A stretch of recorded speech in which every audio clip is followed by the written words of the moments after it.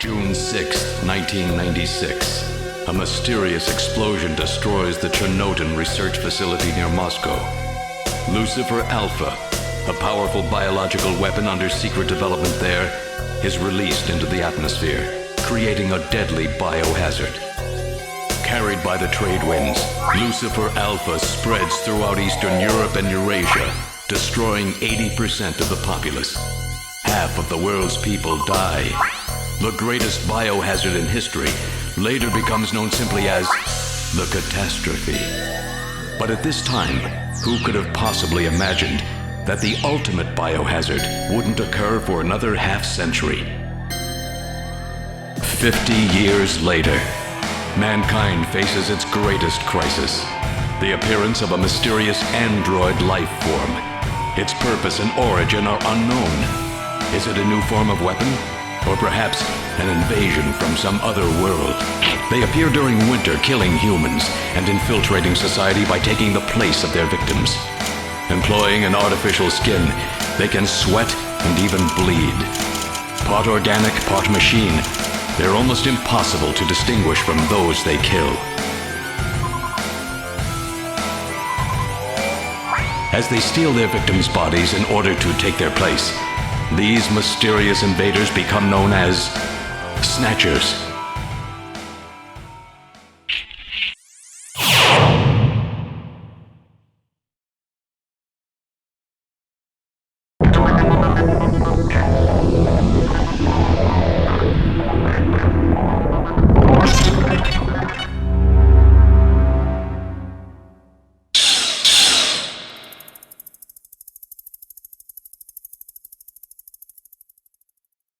Hey everyone, Retro Renovo back again with another deep dive into an older game, right? We're talking the early 90s now with a masterpiece created by none other than Hideo Kojima, and it's called Snatcher. Now, as time goes on, and we're well past the early 90s now, we focus on things like Metal Gear and Death Stranding, right? And these are Kojima's latest efforts. And some of the older works, arguably masterpieces, kind of fall to the wayside. But in today's installment, I want to touch on why Snatcher is really indisposable, right? This masterpiece is invaluable through the lens of today's society, right? So a look back at Snatcher, I think, is well past due. There are some others out there that kind of do reviews of the game and kind of talk about the mechanics, how it plays, a little bit about the story. But we're going to dig a bit deeper here today and really illustrate and hit home why Snatcher is really just a total masterpiece in every sense of the word. Now, of course, we can't say, well, there's no graphics. We could criticize all these different things. It's a point-and-click game. It's old. I mean, we're talking, 3DO, stuff like that. So that doesn't really make it irrelevant, though. Just because of the technology, this game is a masterpiece. So let's take a look at exactly what Snatcher is. If you have no idea, no familiarity, and all you know about Kojima is Death Stranding and or Metal Gear, this might be a real eye-opener for you, and it was for me. I only knew about Snatcher for the last few years, maybe 3 or 4 years. The price was staggering and basically unattainable. So through various means and things like emulation, I was able to actually get in there, play it, and enjoy it, and bring this messaging to my audience. And that's what I want to do here. We get kind of off the wall, unexpected, uncommon, and maybe unpopular opinions. And we just kind of reverberate that through YouTube here. So let's take a dive. So Snatcher, obviously, like I said, developed by Kojima. It's a cyberpunk game, right? But it delves into something we don't talk about much right now, right? The dangers of AI and the dangers of seemingly obvious, right? Biowarfare, things like that. The complexities of geopolitics and the landscape that we live in now. So actually released in 88, so it kind of came into popularity, I would say, in the early 90s, but it was actually released in 88, right? So this is an 80s game. This is in the 80s game. And its narrative and its themes continue to hold relevance today. So It gives insight into the intricate relationship between humans, technology, and the ethics and the implications of the advancements of science and the global struggles for power and control. And this is huge. I mean, obviously, turn on your television, log onto the internet. You're seeing these struggles, right?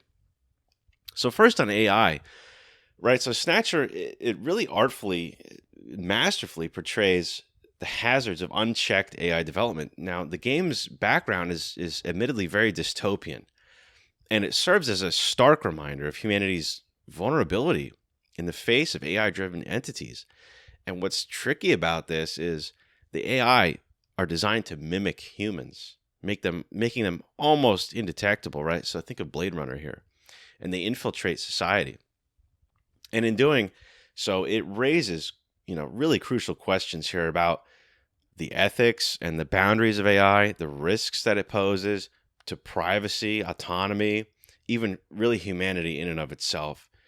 So Snatcher, kind of in a wide sweeping stroke here, serves as a wake-up call. It's advocating for responsible AI development, regulation, and trying to avert really, honestly, dire consequences here that are depicted within the story. So that's about AI. So about biowarfare. This is this is touchy, but we're gonna get into it, and that's where Retro Novo comes in. We get into the touchy stuff, and results may vary, but here we go.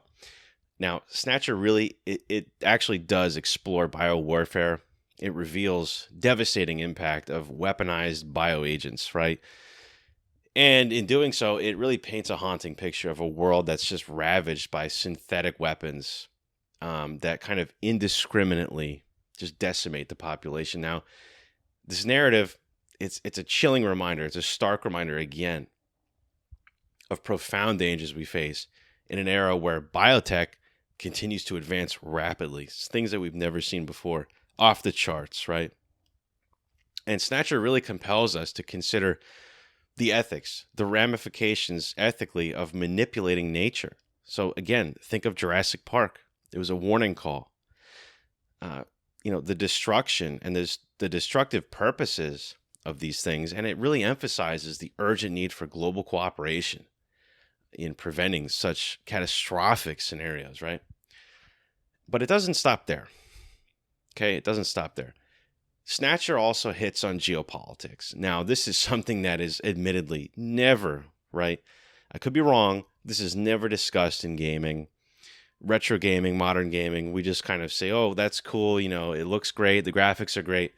But there's a subtext, right? There's always a subtext. And Snatcher it just hits it out of the park. This game is insane in its quality and its foresight.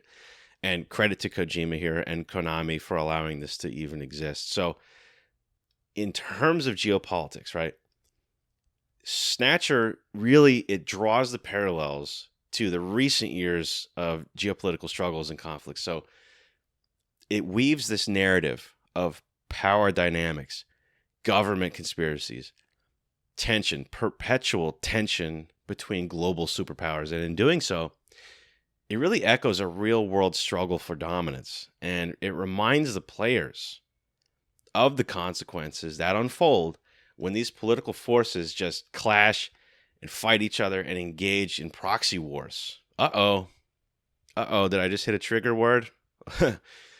The tale serves as like another cautionary reminder, a wake-up call that prompts us to evaluate the ramifications of our actions and strive for a diplomatic resolution rather than perpetuating a cycle of conflict, right?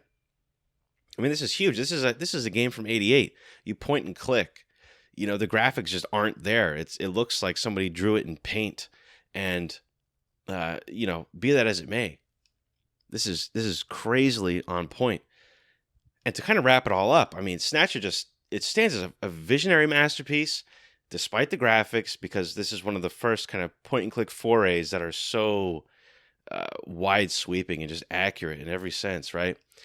It's a visionary masterpiece that foresaw the dangers surrounding artificial intelligence, AI, biowarfare, and geopolitics, right? Well before, and this is the key point, Snatcher drives all of these points home. AI, biowarfare, and geopolitics in 1988. Not 1998, not 2008, not 2018, not 2023. It did all of these things in 88, right? That's huge. This is genius level screenplay, script writing, whatever you want to call it. Kojima, Konami, this is just off the charts. If you haven't played this, find a way to do it. Do it legally and lawfully. It just immerses you in a world that's brimming with technology, and the game provokes introspection regarding the ethical implications of our scientific progress and the potential pitfalls of unregulated AI. Now, where are we headed soon? One of my other videos here. Go look for it, right? AI, regulation. Here we go. The catastrophic consequences of biowarfare. I mean, just look around. Have you been awake for the last 3 years? It's just a resonant narrative, and it encourages society to reflect on these challenges that we all face together, and it emphasizes the need for responsible innovation, global cooperation, and a deeper understanding of all these consequences that lie ahead. So, again, Kojima, Konami, just knocked it out of the park on this one. I can't say enough good things about it. Find a way to do it. Find a way to get in there and play it. If you have the cash, good luck to you. Have at it, and all due respect to you. And just get in there and enjoy it and spread the messaging, right? Because Kojima often gets painted in this Metal Gear box. You talk about Kojima, they talk about Metal Gear. That's why Death Stranding kind of really took everybody by surprise. But he did more. He did a lot more, right? It's just really not apropos these days to kind of paint these negative scenarios, like in Policenauts, for example. First video I ever did, first voiceover I ever did, Policenauts. Policenauts wasn't the first, right? I would argue Snatcher was the first. Unbelievable. Absolutely unbelievable. If you haven't played it, get out there and play it. This is a legitimate call to action. I don't do calls to action. Get out there, play it, enjoy it. Until next time, this is Retro Renovo. Thanks for listening.